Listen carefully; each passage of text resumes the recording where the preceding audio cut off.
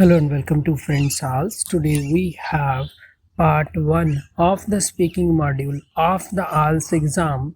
So in the part 1 you are asked introductory questions and you need to answer in 1 to 2 lines.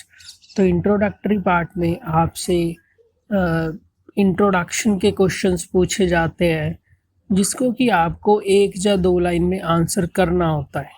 तो यहाँ पे भी ध्यान देने की बात है कि चाहे आपको आंसर 1-2 लाइन में देना है, बट यहीं से आप अपना सेंटेंस स्ट्रक्चर, यहीं से आप अपना जो वोकैब है, जो लेक्सिकल के नंबर है, वो यहीं से ही लेना शुरू कर सकते हैं अगर आप इस लेसन को अच्छी तरह से फॉलो करेंगे।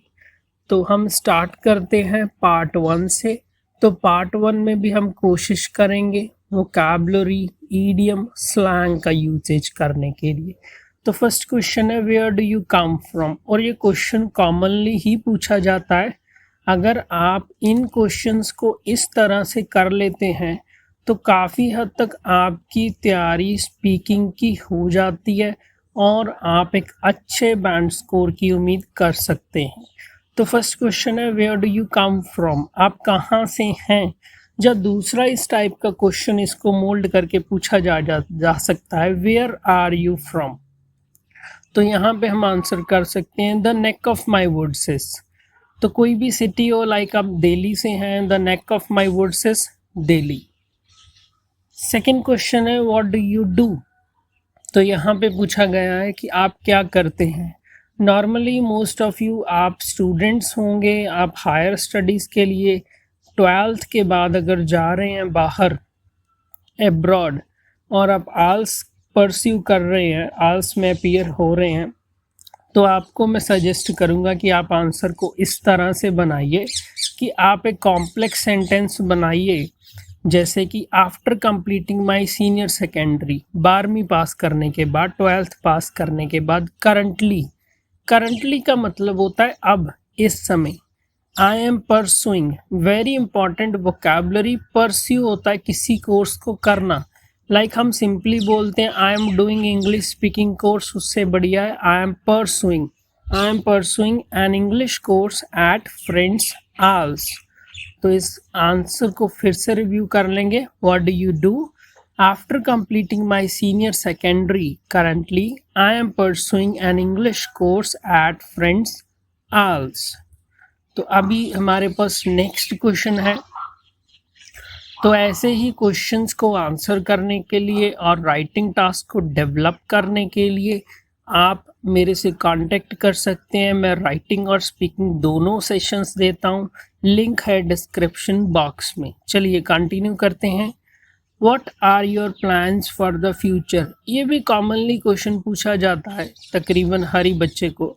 तो आपके लिए फ्यूचर के प्लान्स क्या है। In future I want to settle abroad after completing my higher studies in a foreign university। तो देखिए इन फ्यूचर ये एक लॉजिकल कनेक्टर है। आपको अगर इस तरह से आप शुरू करेंगे और निभाएंगे तो आप अच्छे बैंड स्कोर की उम्मीद कर सकते हैं। तो फ्यूचर में मैं अब्रॉड में सेटल होना चाहता हूँ अपनी हायर स्टडीज़ करने के बाद, जो कि फॉरेन यूनिवर्सिटी में करूँगा। तो इस आंसर को ले लेंगे 1 गो में। What are your plans for the future? In future, I want to settle abroad after completing my higher studies in a foreign university। Okay, I hope कि आप काफ़ी कुछ सीख रहे होंगे। तो लाइक बटन को हिट कर दीजिए। Okay, नेक्स्ट क्वेश्चन है What do you enjoy the most about your study? देखिए अगर आपने इससे पहले क्वेश्चन में बोला था कि आप काम करते हैं, तो आपसे यही पूछा जाएगा कि काम पे क्या एंजॉय करते हैं। तो यहाँ पे हमने स्टडी बोला था, तो स्टडी से रिलेटेड ही पूछा जाएगा। तो हम आंसर को स्टार्ट करेंगे। One thing I thoroughly enjoy. तो ये देखिए एक बहुत ही बढ़िया तरीका है सेंटेंस को बनाने का कि एक चीज़ जो कि मैं पूरी अच्छी तरह से एंजॉय करता हूँ। थॉरली माने पूरी तरह से। One thing I thoroughly enjoy is the conducive environment of my institute। तो conducive environment माने कि जैसा environment चाहिए वैसा है, लाइक आप जाएं रेलवे स्टेशन पे तो वहाँ पे नॉर्मल है कि शोर होता है, वेयरएज आप लाइब्रेरी में जाए तो कंप्लीट साइलेंस होती है। तो मेरे इंस्टीट्यूट में ऐसा माहौल है, ऐसा एनवायरनमेंट है जिस पे पढ़ना आसान होता है, जो पढ़ाई को सपोर्ट करता है, thanks to which I am able to concentrate on my studies.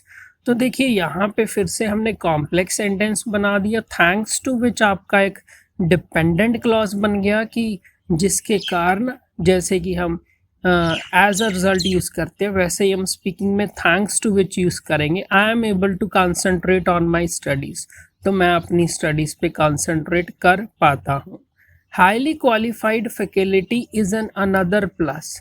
देखिए फैकल्टी होती है जो टीचर्स होते हैं, जो पढ़ाते हैं, तो हाईली क्वालिफाइड अगर होंगे, बहुत ज़्यादा पढ़े लिखे होंगे, बढ़िया पढ़े लिखे होंगे, तो अदर एडवांटेज है।